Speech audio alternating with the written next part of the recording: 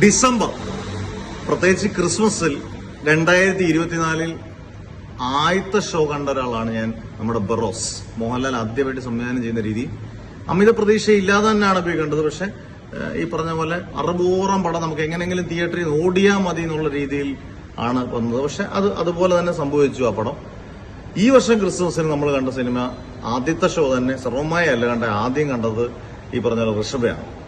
ഋഷഭയും വീണ്ടും അതേ ആവർത്തനം തന്നെ ഡിസംബർ 25 മറ്റേ ഡിസംബർ 25 എനിക്ക് കൃത്യം ഓർമ്മയില്ല. പക്ഷെ ക്രിസ്മസ് റിലീസായിരുന്നു.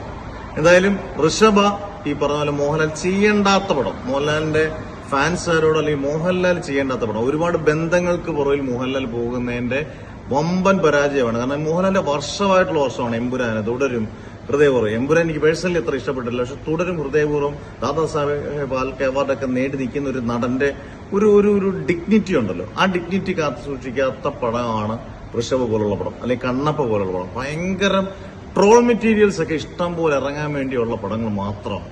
അന്നേരം ലാലേട്ടനുള്ള ഒരു അഭ്യർത്ഥന മാത്രമേ ഉള്ളൂ. ഇനി അടുത്ത വർഷം 2026 ഇങ്ങനെയുള്ള പ്രത്യേകിച്ചും ഗസ്റ്റ് അപ്പിയറൻസ്, എനിക്ക് ഇതിനകത്ത് ഈ സിനിമ കണ്ടപ്പോൾ എനിക്ക് തോന്നി, ഋഷഭ കണ്ടപ്പോൾ എനിക്ക് തോന്നുന്നത് ഇതിനെക്കാട്ടി ഭേദമായിരുന്നു ബാബാബേലെ ഗസ്റ്റോ. എനിക്ക് വലിയ കുഴപ്പമില്ലാതെ തോന്നി. പക്ഷെ അതിന് പലരും നെഗറ്റീവ് പറഞ്ഞു. അത് എന്റെ മാത്രം അഭിപ്രായമാണ് കേട്ടോ. പക്ഷെ ഋഷഭ തീർത്തും നിരാശപ്പെടുത്തി. അശ്വന്ത് ഒക്കെ പറഞ്ഞ പോലെ, ബബോബെ പറഞ്ഞ പോലെ, ഇതാണ് എനിക്ക് കാട്ടാവരാതായിട്ട് തോന്നുന്നത്. ഈ ഋഷഭ വൃത്തിയേട്ട VFX, വൃത്തിയേട്ട എല്ലാം നമുക്ക് വൃത്തിയേട്ടെന്ന് പറയാം. ഒരു നല്ല സീൻ പോലും ക്രിയേറ്റ് ചെയ്യാൻ പറ്റിയിട്ടില്ല ഋഷഭയ്ക്ക്. എന്തായാലും ക്രിസ്മസ്, ഈ 2 ക്രിസ്മസും മോഹൻലാൽ കല ഉടച്ചു എന്നുള്ളതാണ് സത്യം. കാരണം തുടക്കം മുതൽ ഈ വർഷം അടിച്ചു പൊളിച്ച് തൂക്കി വരുമായിരുന്നു. ഇതിൽ അടുത്ത വർഷം പ്രതീക്ഷിക്കുന്നു. കാരണം ദൃശ്യം 3 തകർക്കും, L365 വരുന്നുണ്ട്, ദിലീഷ് പോത്തമ്പടം വരുന്നുണ്ട്. ഇതിലെല്ലാം വമ്പൻ പ്രതീക്ഷയാണ്. എല്ലാം നല്ല ക്രൂ ആണ്. മോഹൻലാൽ കന്നഡയിലും തമിഴിലും ഒക്കെ പോയി ചുമ്മാതെ ഇങ്ങനെയുള്ള റോളുകൾ ചെയ്യാതിരുന്നാൽ മാത്രം മതി.